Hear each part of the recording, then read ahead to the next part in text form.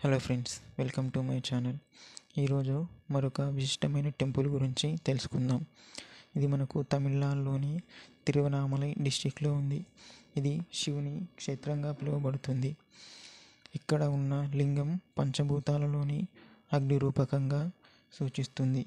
దీని ఆర్కిటెక్చర్ చూసుకున్నట్లయితే ఎత్తైన గోపురాలు మరియు ద్రావిడ నిర్మాణ శైలిని కలిగిన శిల్పాలు ఉన్నాయి.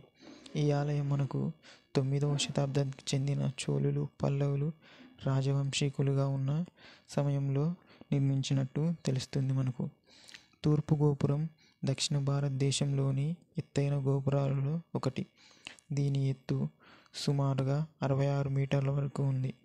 ఇక్కడ ప్రసిద్ధిగా ఏంటంటే గిరి ప్రదక్షిణ చేస్తారు. ఈ గిరి ప్రదక్షిణ దాదాపు 14 కిలోమీటర్ల వరకు ఉంటుంది.